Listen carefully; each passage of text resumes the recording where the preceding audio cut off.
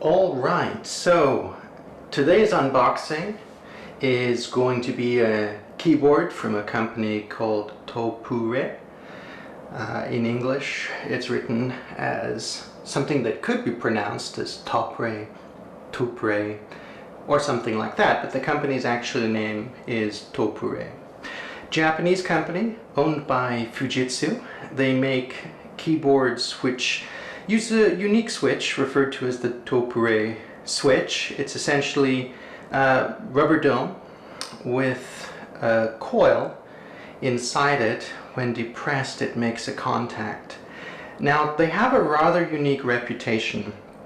These keyboards provide an interesting bridge between what people would call membrane and mechanical keyboards. Of course, every keyboard is mechanical.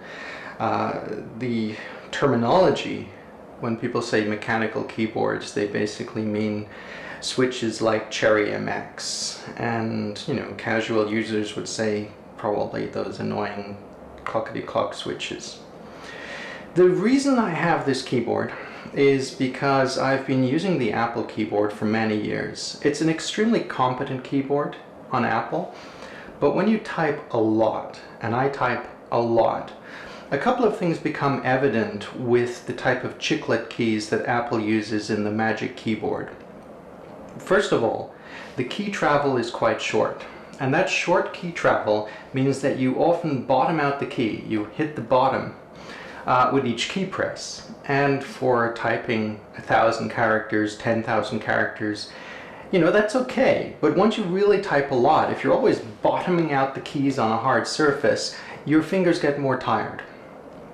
A second thing about the keyboard with something like the Mac is that the keys are flat, and it's a little bit harder to do something like touch type.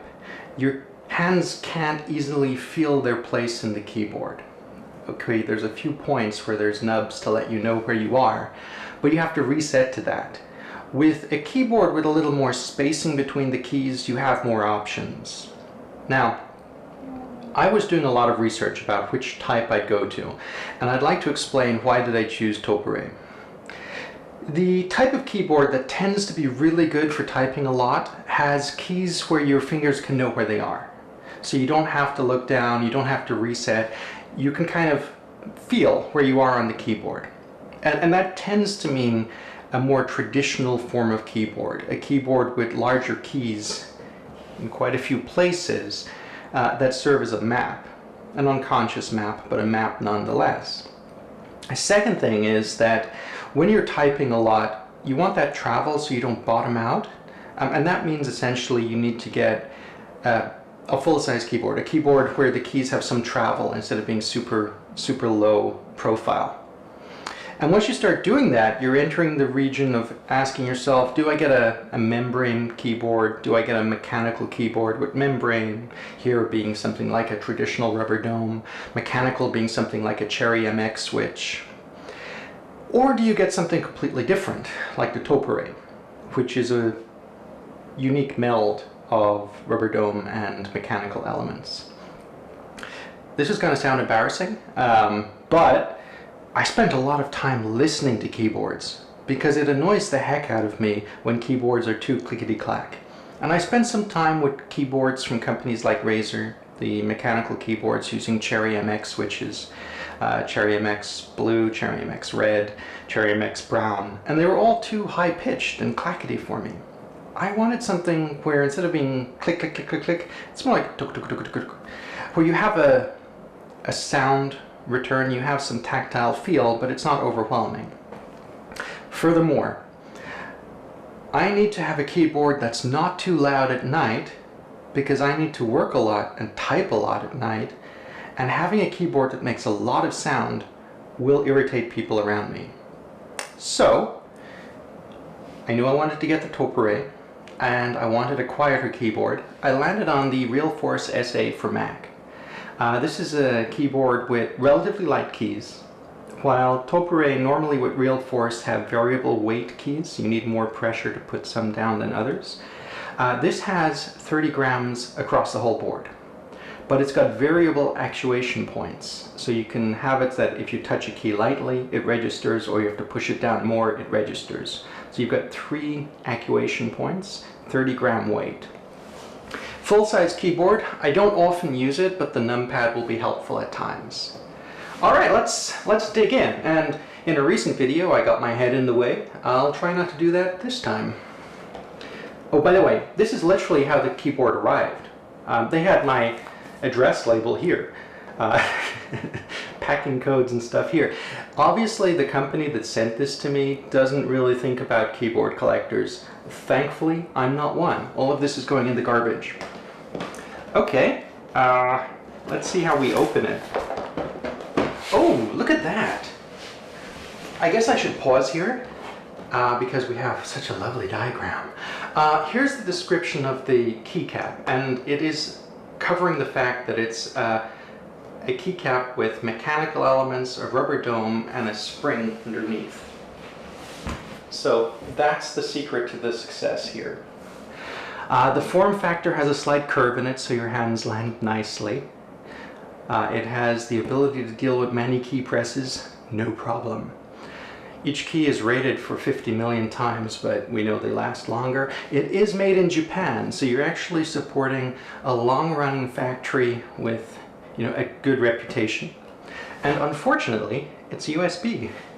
I say unfortunately because I am fully bought into the modern wireless world. I don't like cables. I think if Steve Jobs and I were sitting down in a cafe, we would probably start talking about cables and our shared dislike of them. At least that's what I think would happen. What would probably happen, as with all people that have a high profile, is that as soon as they notice someone is like, "Oh, it's you," they run for the hills.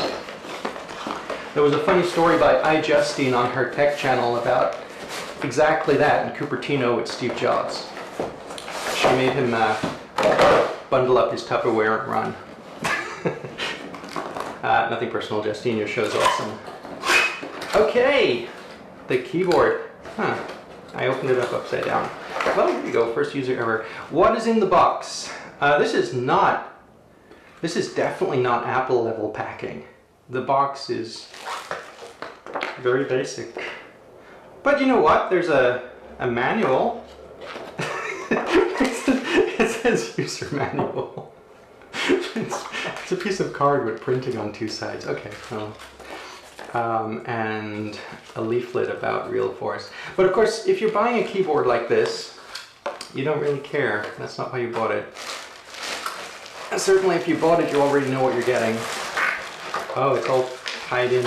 Okay, so I just found underneath this one of the expected items. These are spacers to deal with the key travel. I've actually got very little idea of how to use these. I'm going to have to read up on that. I'll come back to it in a future video. Here we go. Okay, I should probably pause here before I flip the keyboard and just reveal something traumatizing. The price of this keyboard is very high. It's 29,600 Japanese yen. It's about $270, so about 230 euro. Not cheap. But there are some interesting things. It is built in a factory in Japan. It's using a unique type of key. It's nicely designed. I mean, the little rubber feet on the bottom, the little angle thing is nicely made. Look at that, not even nasty clickies, good clickies. 3-way key guide, cable guide. Oh my God, look at this. The soon to be extinct USB-A. Anyway, let's flip her over and have a look. This is it, the Topre Real Force SA full-size keyboard for Mac. How does it look in person? Well, I think on camera you will see this keyboard with a shiny, plastic cover, and you'll think, what it looks like is cheap and nasty. This plastic, which is meant to look like Mac brushed aluminium, or aluminum if you pronounce it incorrectly, this just looks nasty. The keys themselves, they're PBT. apart from the spacer, I believe, which is ABS. I'm actually not sure on the Japanese keyboard though. The reason that they use ABS on the normal keyboards that you'd buy, what I mean normal, the reason they use ABS on the keyboard you'd buy in the UK or the US, etc., is because it's a large key and it's harder to mold PBT for that. But I don't know on this one. Actually, the key feels identical, pretty much. Maybe not. Okay, first impression. You know what? It's nice. Let's listen to the sound. Oh, that's nice. Oh.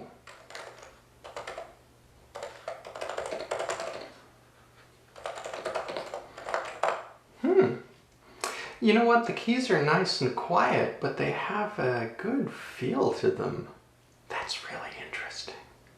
The curvature of the keyboard is a revelation if you're used to dealing with a flat keyboard like the Mac.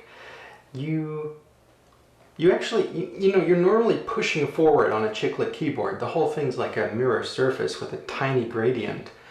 With this, you can rest your hand, so you feel natural. Have a good wrist rest, and you can reach everything so easily.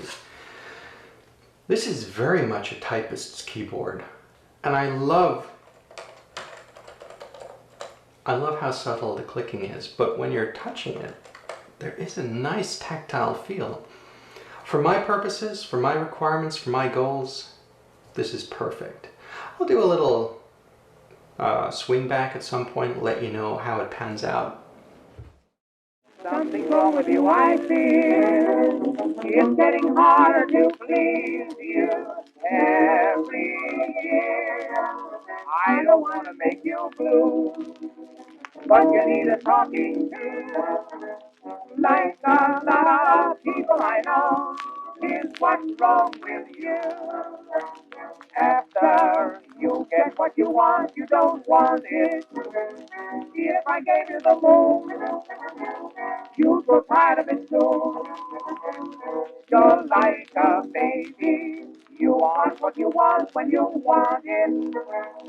But after you are presented with what you want, you're discontented.